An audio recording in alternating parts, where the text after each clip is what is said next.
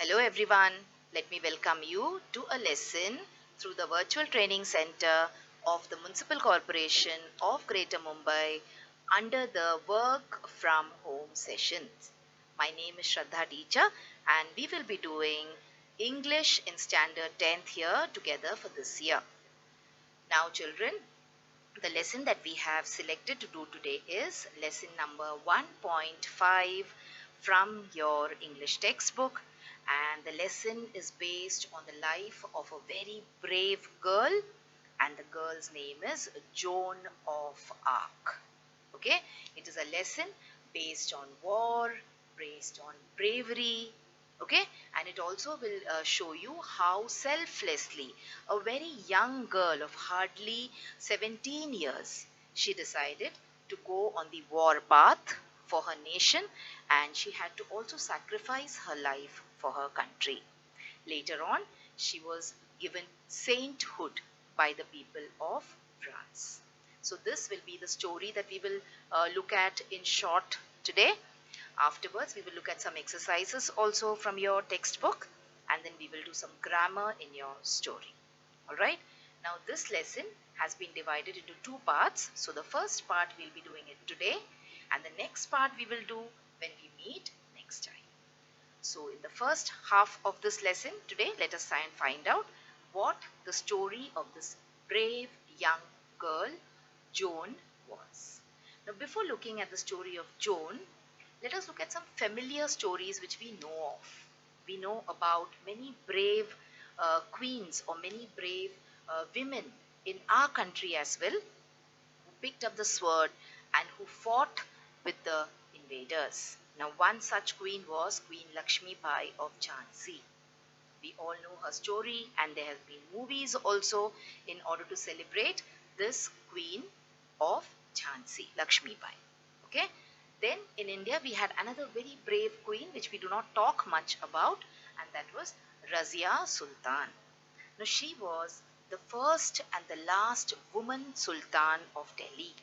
So you must be understanding that in those times, in the medieval times, how difficult it must have been for a woman to, in a male dominated world, sit on the throne as the Sultan of Delhi and also do justice to her job.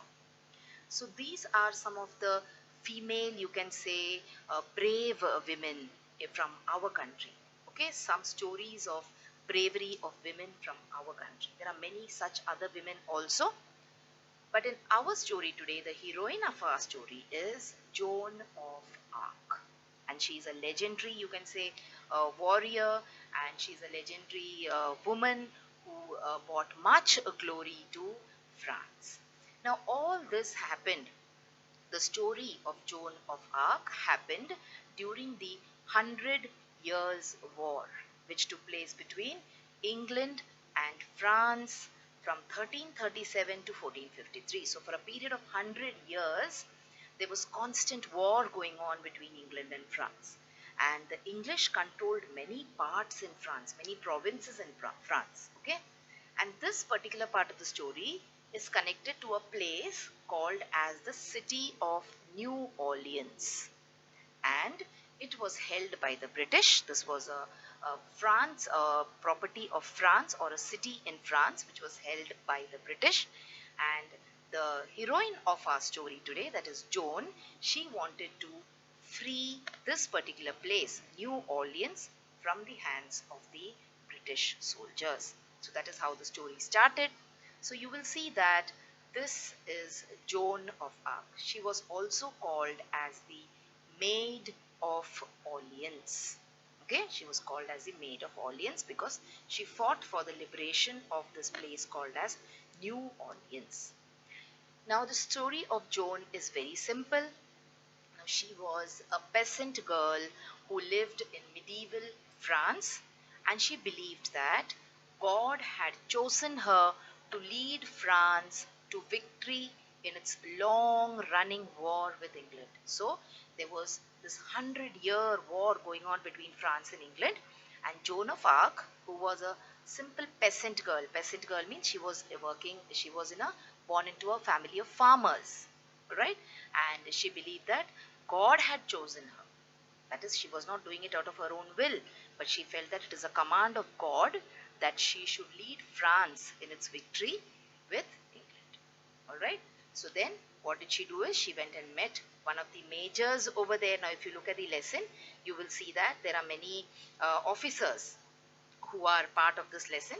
So she went and met a person called as Robert, who was leading the French army. Okay, but this Robert was not at all ready to listen to Joan's arguments because he felt that she's a woman, and what good will she do in fighting against such a huge power that is in fighting against so many soldiers of England. But Joan was very, very adamant that she be allowed to fight the war for France against England. Okay, and Joan went to war, and she was the first woman in medieval society to lead an army. So that distinction she has even today. She was the first woman lady, or she was the first lady soldier who led an entire army in the medieval society. And remember, she had no kind of military training because she was just a peasant girl. And Joan led her army to New Orleans, and which led to a string of battles which Joan won. So it was not just the first battle which she won, but she won many different battles for France. And her last battle was on May 1430 in Paris, when she was captured by the English. Okay, so that was more or less, you can say, the end of her story.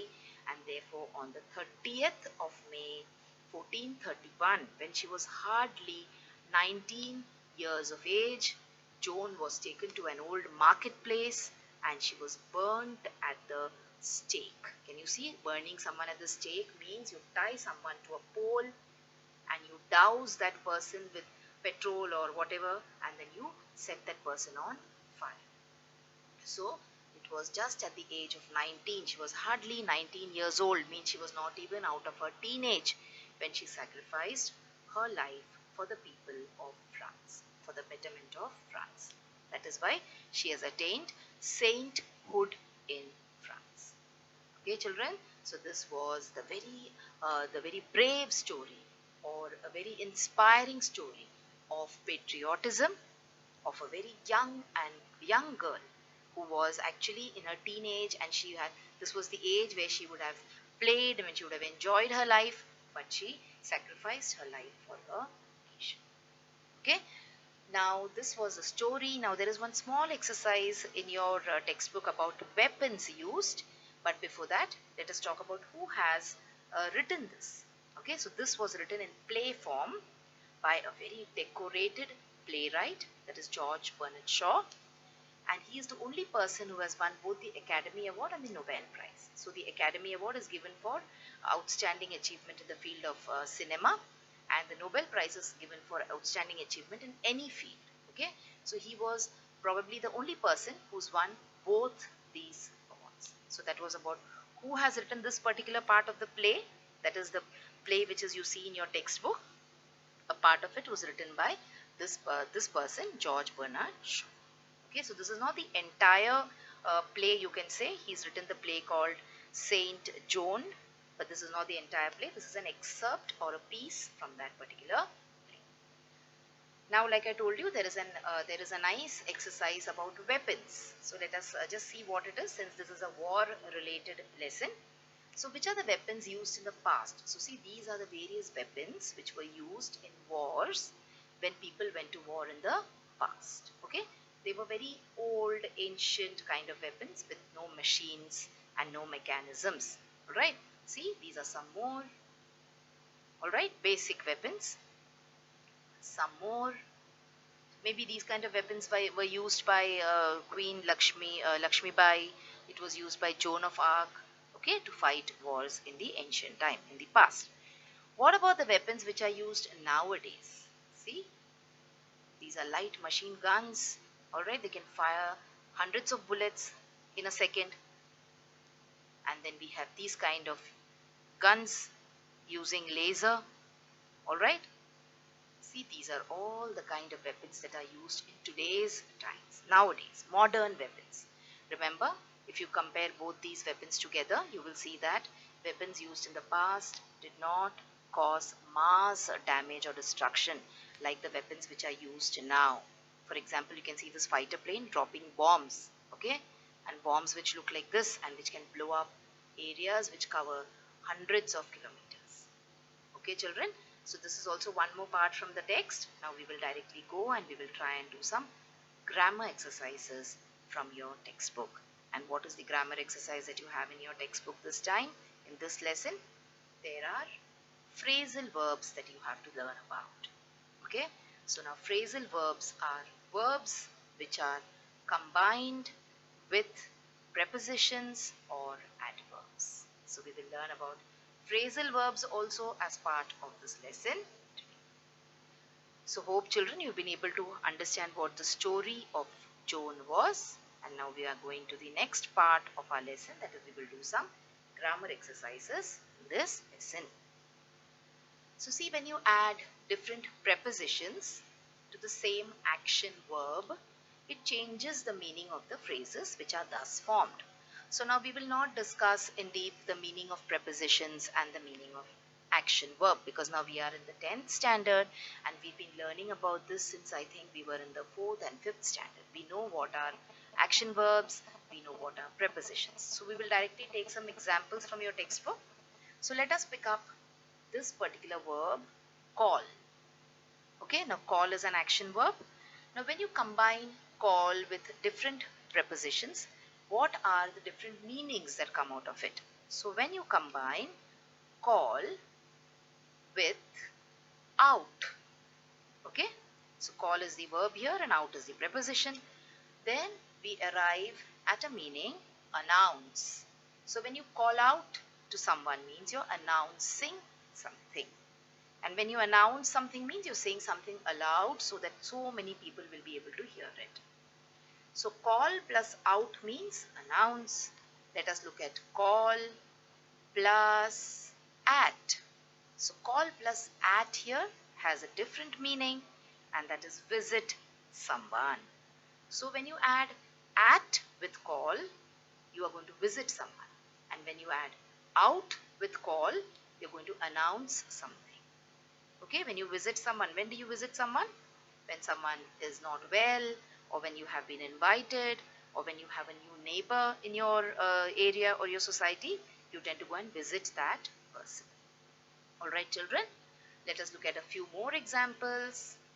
So call, when you combine with for, that is what? You're calling for someone means you're summoning someone. What is the meaning of summon? Summon means order someone to be present. So this is a gavel. Okay, you must have seen judges use this kind of gavel in order to summon people, summon culprits, summon the police, etc. to the courtroom. So when you call for someone means you're summoning, you're ordering someone to be present before you. When you combine call with up, call up means what are you doing? You are just making a telephonic call that we all do nowadays. So we are calling someone up, we are dialing someone's number and we are talking to that person. Okay children, so these are some basic examples of phrasal verbs. Phrases which have got a verb and a preposition or sometimes even an adverb. Okay, let us look at the differences in meanings now of these phrasal verbs. Now these are exercises from your textbooks, okay. So look at the first example. He promised to look into the matter. So to look into, so you have the verb to look and you are adding it to the preposition into. So what meaning comes out of it? To examine the facts. When you look into something, what do? You examine the facts. Okay. Let us take another example of a preposition with to look. So when you say he asked me to look for his book, he asked me to look for his lost book. So here what are you doing? To look for means you're hoping to get something that you have lost but you want or need desperately. Okay, so you have lost maybe something and then you are frantically searching for it. So that is the meaning of to look for. Okay, children, so see, to look into and to look for has got such diverse things. Let us take a few more examples. So an epidemic of cholera broke out in the village. So here, breaking out means to start or to begin suddenly. Now we are now in the middle of a pandemic. That is, it is one step ahead of an epidemic. Okay, the COVID pandemic. So a COVID pandemic has broken out, not in the village but in the entire world. So to suddenly start or to begin without any notice. Then another example with the verb broke. So the thieves broke into the locked house. Now here breaking in means to enter or open a place forcibly, to enter someone's house or to get into somebody's property without permission. So see how the thieves are in the dark of the night trying to break into a locked house. So you see, when you combine broke with out, the meaning is different, and when you combine broke with into, the meaning is different. So these are some examples of phrasal verbs from your textbook. So let us now come and finally understand or revise what are phrasal verbs. So a phrasal verb is a verb plus a preposition or an adverb, which creates a meaning different from the original verb. Okay, for example, see, we looked at these examples. Look into and broke out. Let us take a few more examples. So you have, I ran into my teacher at the movies last night. So here running means this kind of running, physically running. But when you run into someone means you are meeting someone. Okay, so this child met his teacher at the movies or at the cinema theater last night. One more example, he ran away when he was 15. Now here running means not the action of running that you can see here, but here running means leaving your home and going away. Alright children, so these are some phrasal verbs for you. So let us look at some phrasal verbs with the word give. So you have give up, give in, give onto, give out, give away, give over, give off, give back. Alright, these are all phrasal verbs with. So I would advise you to look at the dictionary and try to find out the meaning of these phrasal verbs and then do some practice on your. Okay, so that was all children for today. We looked at the story of the Joan of Arc, and we also looked at this particular exercise in your textbook based on phrasal verbs. So this lesson, as I told you in the beginning also, is divided into two parts. So when we do the next part next time, we will look at some more exercises